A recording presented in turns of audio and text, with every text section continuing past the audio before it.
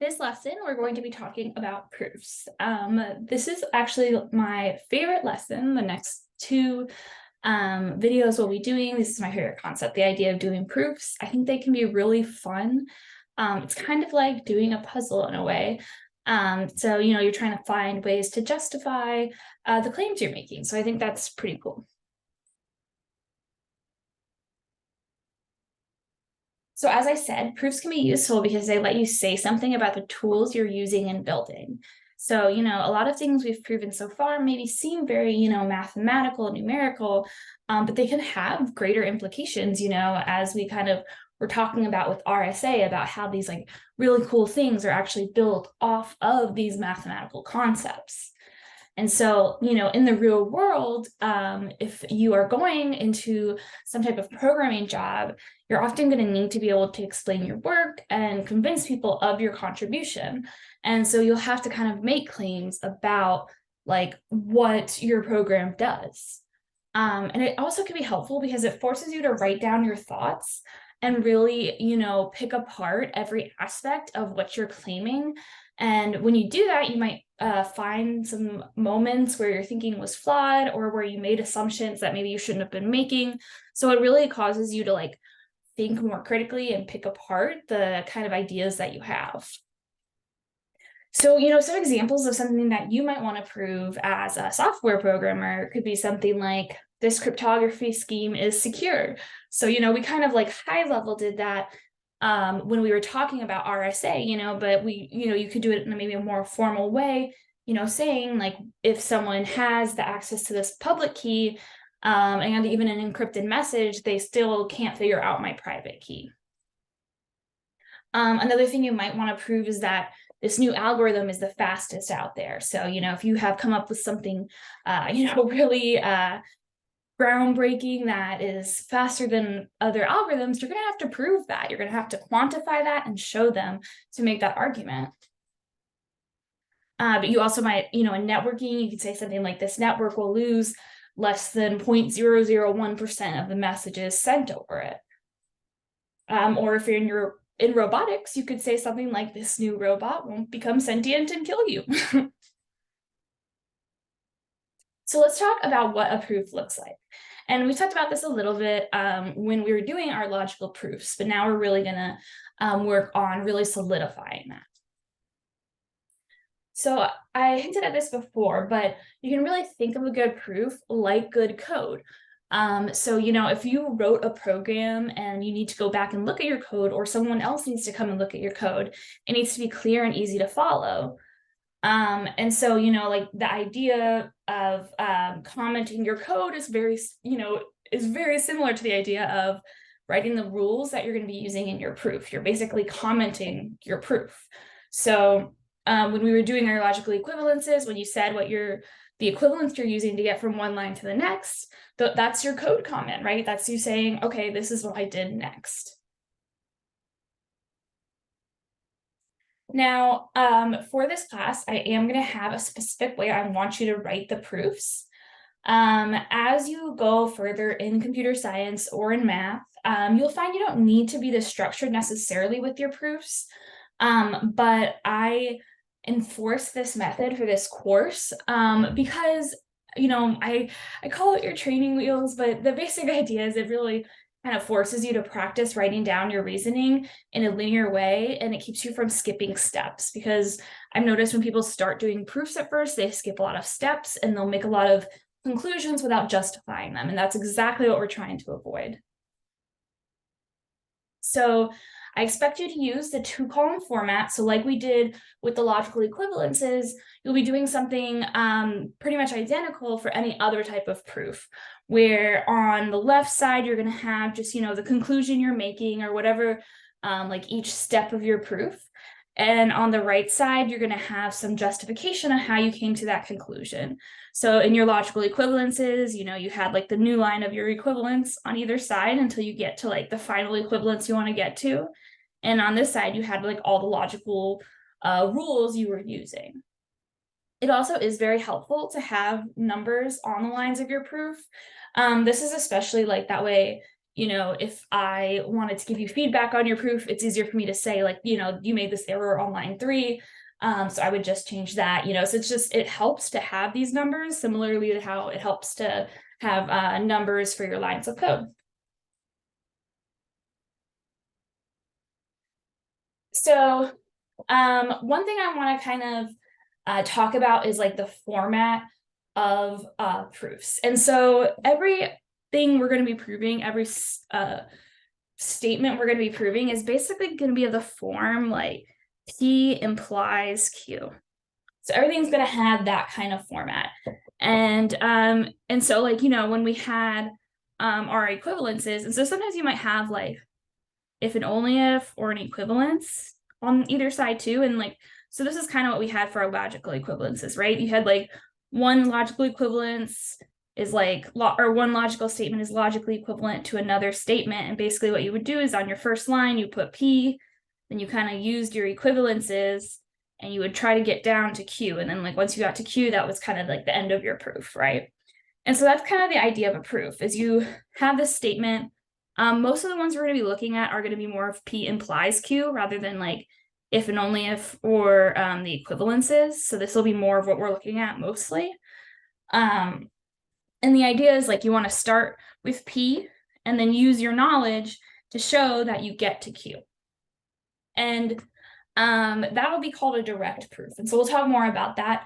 But I want to really just kind of get us comfortable with this kind of problem format of like, this is what I'm trying to prove and like pulling out that P and Q. And so the first example I have, is if X is even, X squared is even. So basically, where I want to start in my proof would be my P and where I want to end is my Q. So I have if X is even, then X squared is even. So you can see that my P is really X is even. And my Q is X squared is even. And basically, I know that means I'm going to be starting my proof here, and I want to make sure that I get to here if I'm doing a direct proof. So this idea of just kind of identifying the P and Q so that you like understand what the P implies Q is of your problem, that's going to be important and something you need to know how to do. And so, like I said, for this one, it's pretty easy to pick out, right? Because it's already kind of in like the if-then format, right? If this is even, then this is even. So you kind of already had like your P implies Q.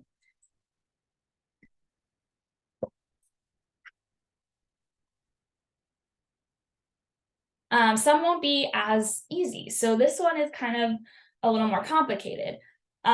This one says there are infinitely many primes. And so, something like this, you don't really see like what the P is and what the Q is, if, like just kind of by looking at it. And so sometimes this takes a little bit of thinking. And so like you kind of want to think about like, okay, what does it really mean to be like infinitely many primes? And like, can I find a way to express that as like an if-then statement? And so like, I think, like one way you could frame it is like, if I have a prime number, then I know there's going to be another prime number after it for all prime numbers, right? So if I have one prime number, there's going to be another larger prime number because it's going to always infinitely continue. And so that's kind of like the reasoning behind like the way you could kind of word this problem. So you can say like for all a and z, so for all integers, if that integer is prime, then there exists a bigger prime. So there exists another integer b, such that b is greater than a. And so your P then is if A is prime, then there exists that B such that B is greater than A. And I should have added this, but also good to add that like A and B is prime.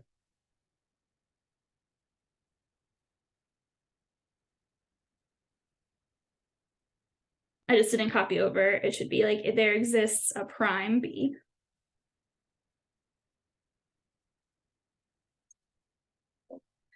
So that would be your P and that would be your Q.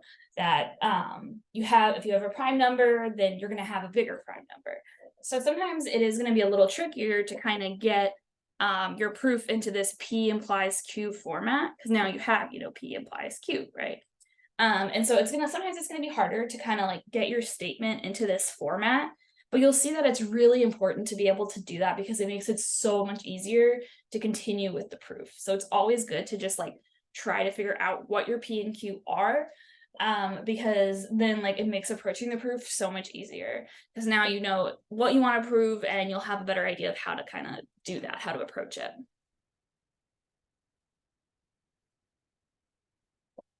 So now this example is one that we've already done before. So I have x minus 1 is less than the floor of x. So this is something we already proved in our last lesson when we were talking about the floor.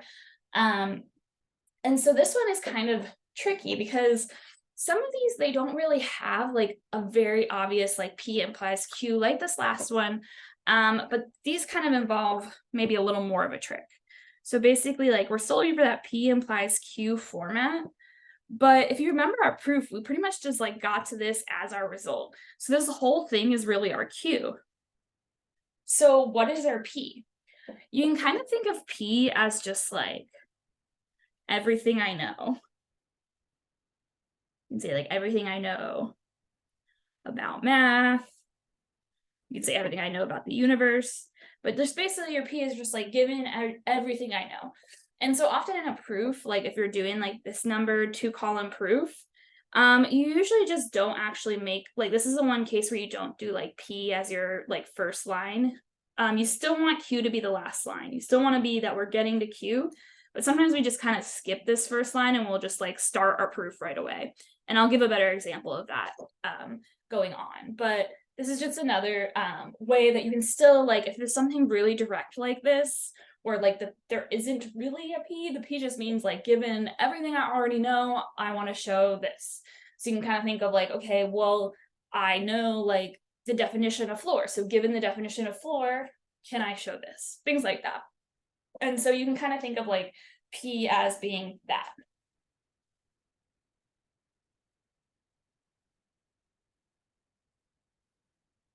So the P is just given that, say everything I know about math is true, then then I could get to that the x minus 1 is less than the floor of x.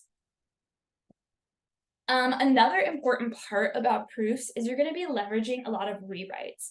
So like sometimes when you get to like when you're doing the line by line part of your proof and you have like one thing and you have to kind of rewrite it so you can, maybe it's more useful in your proof. That there's some very common rewrites that you'll have to do. And so one is if you see something that says n is an even integer, that just means like n can be written as 2 times t for some t, right? Because any even integer is divisible by 2, so 2, right? So like this is just kind of a very common rewrite for an even number.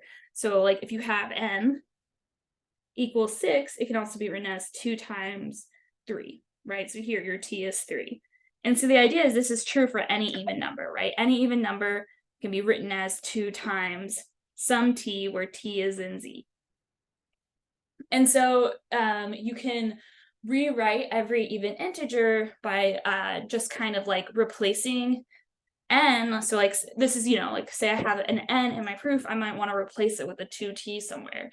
And again, you'll see like where how I would do that in a bit, but these are just some common rewrites. I think this slide especially, I think people come back to a lot because it's just really like useful rewrites to know. So similarly, an odd number can always be written as an even number plus 1.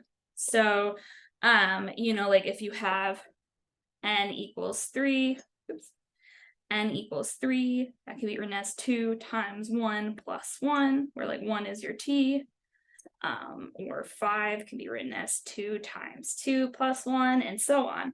So any odd number can be written as 2t plus 1, where t is an integer. So again, this is just a really common rewrite that you might need to use. So just, like if you see like n is an odd integer somewhere, there's a chance that like if you're doing a proof, you'll need to rewrite it this way. Often, if we're talking about a rational number, This is just, you really go back to like our definition of a rational number, right? So a rational number means that you have a over b, where a and b are integers. So if you see something defined as a rational number, it's a good indicator you might want to be representing it as a fraction. If you see n divides m, we've kind of talked about this before, but if n divides m, you can basically write it as like m equals n times something, right? And so this is another common rewrite. If I say n is a square, so if n is a square number, then I might want to write n as t squared for some integer t. And finally, this one's very common in especially proofs like in earlier math courses, because you use mod a lot. If n is equal to a mod b, you can often just write n as b times t plus a. So, and if you're kind of confused by that rewriting, go back to the last lesson about mods, because we kind of already went over this, about like why you can do this. But this is a very common rewrite that you might want to do in your proofs. So as I was hinting at, there's different types of proofs, but for just this lesson, I'm going to just focus on the direct proof. And so that's what I was talking about, where we're just doing like, so every proof it's gonna be of some kind of form with P implies Q. And basically like the type of proof just kind of tells us like what we actually do with this P and Q. And so if we have a direct proof, that's going to be the kind of proof we've already been doing, where like basically like the first line of our proof, my pen's not working, where the first line of our proof is going to be P. And the last line of our proof, whatever line number that is going to be Q. So like whatever the last line is, we're gonna try to get to Q basically to do our proof, right? And so this was like with our logical equivalences again, we kind of start with one and we like with one side of the logical equivalence and we want to get to the other side. So let's do that for this, that x is even and Q, so if x is even, then x squared is even. And so as I said, our P is really x is even.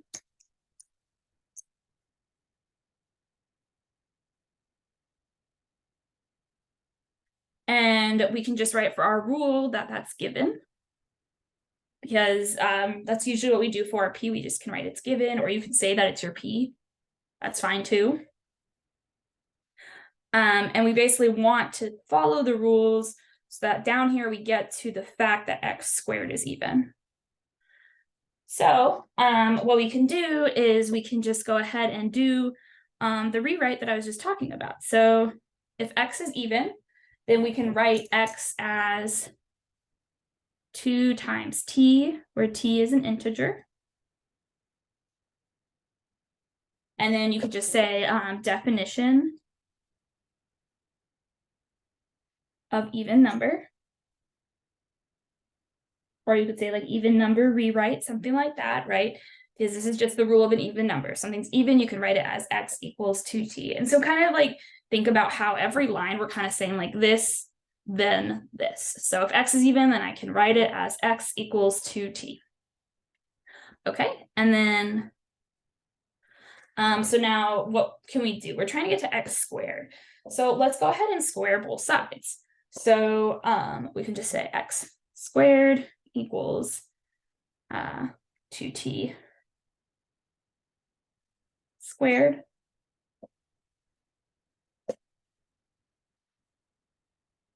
And then I'll just say I squared both sides.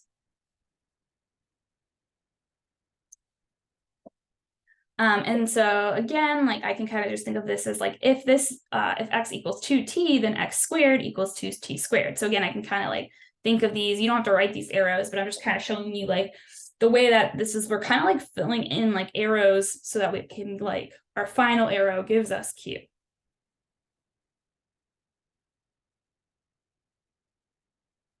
All right, and now I'm just going to simplify a little. And so I'm going to say x squared equals 4t squared. And I'm gonna say I simplified, like usually you just want to say like simplification, but I'm gonna say I simplified line 3. Because you'll notice sometimes in proofs, like I'll be using something from like earlier up in the line. So just so that, you know, when I'm reading it back, I know which line I came from. So I'm saying, okay, I simplified line 3 that I kind of multiply that out to be 4k squared. And then I'm going to like pull, now that I have like 4 times t squared, I want to pull a 2 out of here. And you might already have an idea of why I might do this, but if not, that's okay. So I'm gonna try, I can just say I can rewrite this as like 2 times 2t squared, right? So I just pulled this 2 out, this 4, or the 4 is 2 times 2. So I just rewrote line 4. You can even say like I pulled out the 2 in line 4, that's fine too. Okay, well, now this is something that you're going to use in your lesson, but basically any number. So remember that like t is an integer. This pen's giving me trouble. So remember that t is an integer. There's this idea of integer closure. I'm just gonna kind of make this a side note, integer closure. And there's more information about this in the lesson, but basically what that means is like if x is an integer, then like and like y is an integer, then like x times y is an integer, x minus y is an integer, and x plus y is an integer. It's not true for x divided by y, right? This is not necessarily going to be an integer, right? So that's not true. But if x and y are both integers, you can add them together and you're still going to get an integer. You can multiply them together and you'll still get an integer, and you could subtract them from each other and you'll still get an integer. So this is just called integer closure because it's like the set of integers is like closed by this, like they're contained by this rule. So I just wanted to clarify that, because since we have here that t is an integer, then that means 2 times, so t squared is equal to t times t. So t squared equals t times t, right? And since t is an integer, then t times t is an integer. And then if we multiply it by 2, that's still going to be an integer too, right? So the idea is that like 2t squared is an integer. It's kind of just the point I'm trying to make. And the reason I'm trying to make that is because I can say like x squared equals 2 times, and then I'm just gonna like make a new variable. I'm gonna just call it like k, 2k, where k is in z.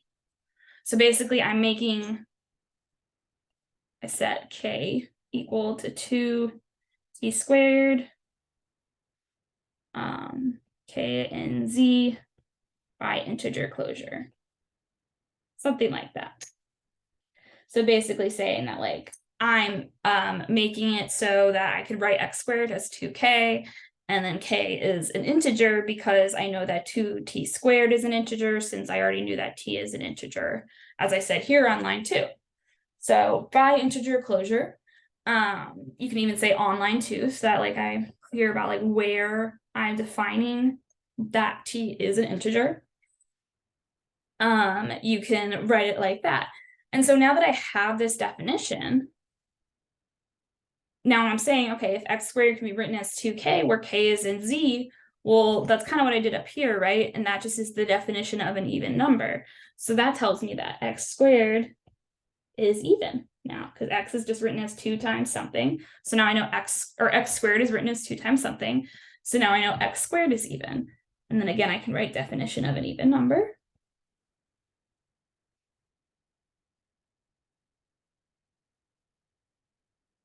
And then I have my proof.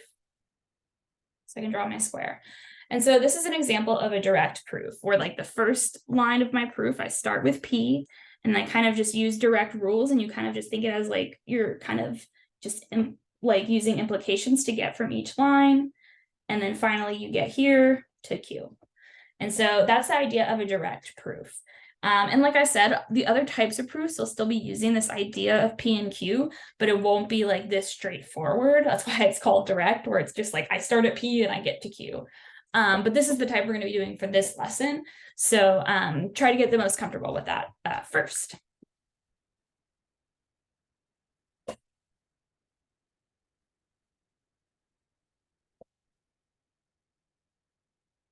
All right, so now let's use this idea of direct proofs to do a proof that we've already done in class. So, or in video, we wanted to show that x minus 1 is less than the floor of x. And so remember that for this one, we still do want like our P implies Q, but remember that our Q is really this, right? Because this is what we want to get to. And the P is just basically like everything I know.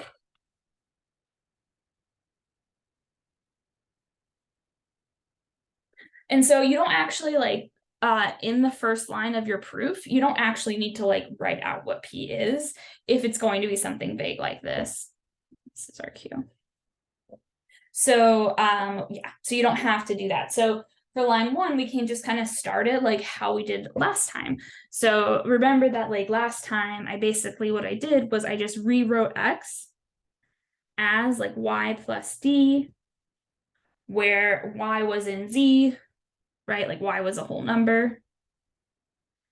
And d was some decimal point, right? So I can just say like d is going to basically be between 0 and 1, but it's not going to be 1. So that's why I'm going to do like, it could include 0, but it does not include 1. So that's why I'm going to do my brackets that way. And then I can just say for what I did here, I can just say rewrite of x.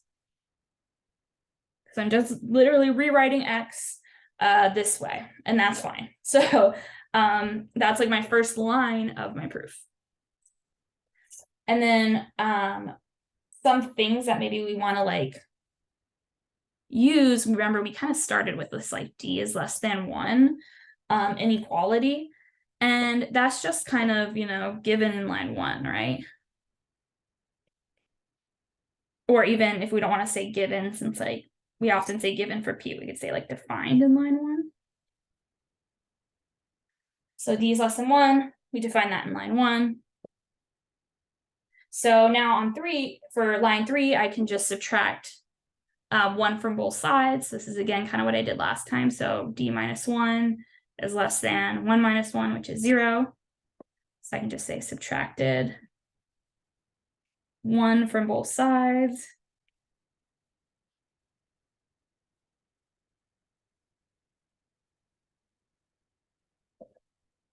And then remember, I just added y to both sides then. So I just did y plus d minus 1 is less than y. So I just added y to both sides.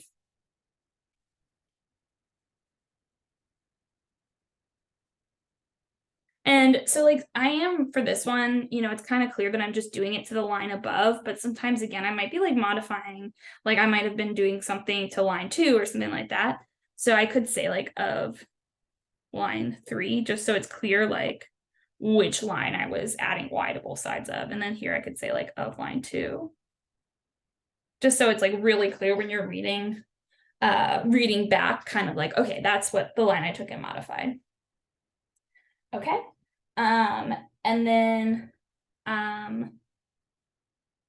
what we can do is, remember we up here we defined x as y plus d, so let's go ahead and plug in x. So x minus 1 is less than y. And so I can just say plugged in x from line 1. And then from so we have like this x equals y plus d. And so this is something that like if y is equal to x minus its decimal point, and we could add this to our proof, but I'm kind of like Sometimes it's okay if you're vague as long as you're clear about like, I shouldn't say you're vague, but if we kind of like skip over maybe some like intermittent steps, as long as we're clear. And so, you know, like if x minus d equals y, then like y is equal to the floor of x, right? So kind of just by the way we defined our y here and using the definition of floor, we can just go ahead and like say, okay, remember that like by definition, y is the floor of x. So I could just say like applied definition of floor to line 1. Just something like that. And so, you know, and I could just like maybe be more like deliberate about that. So I could add like maybe instead of just like directly plugging it in, I could say like y equals the floor of x. Just something like that. And then that way for line 7, I can say x minus 1 is less than the floor of x. And then basically I will just be saying like plugged line 6, right? Like this definition on line 6 into line 5. I plugged it into my definition up here. So I just took this and plugged it in here. So I can just say I plugged line 6 into line 5. And then I got my Q, right? I got what I was trying to go for, which is x minus 1 is less than the floor of x. So I did what I needed to do so I could do my square.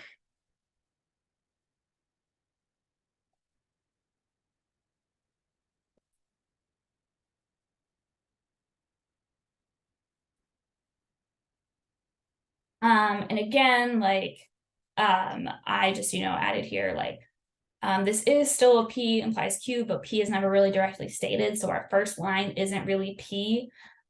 We just kind of think of P as our set of knowledge of the world.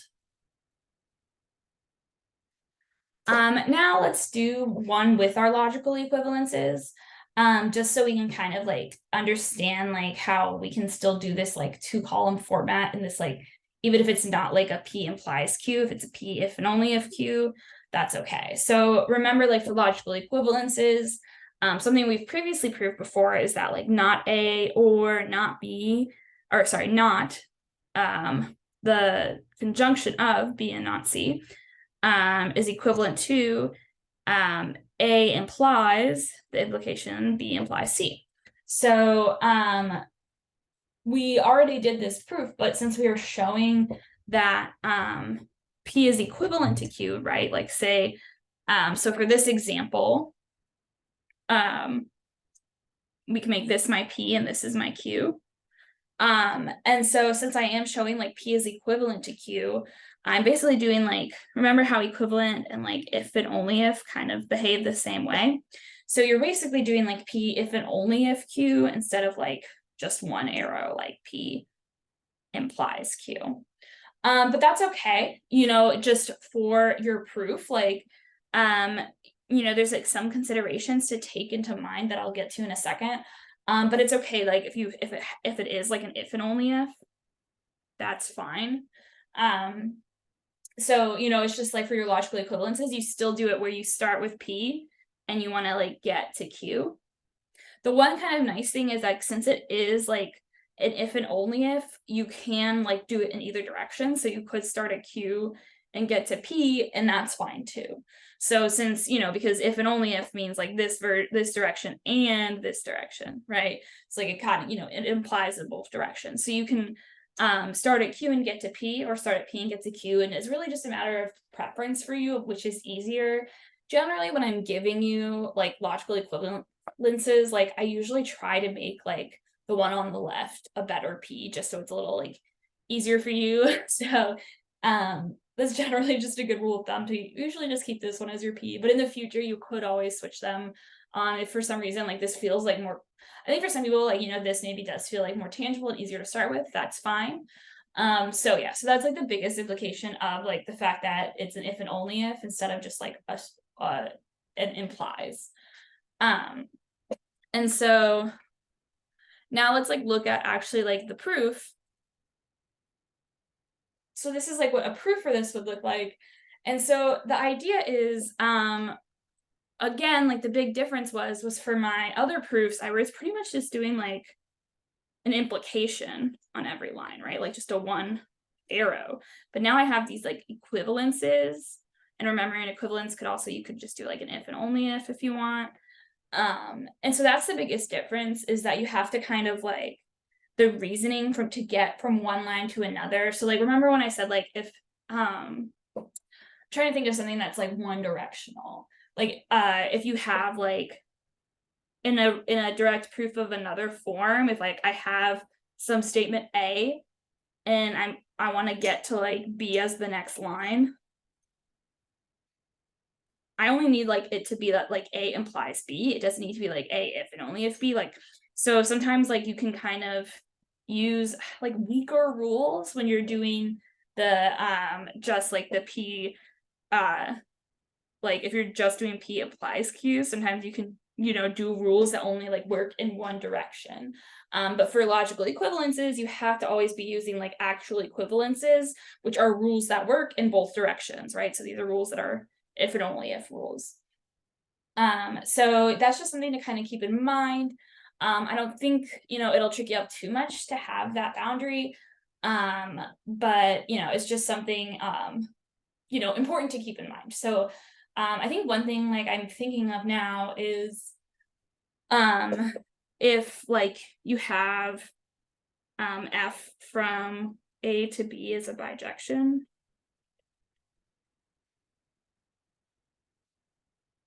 Then A equals B, right? Like these two sets are the same size. And then some people were trying to say this like the other way around. They were trying to say like if, oops,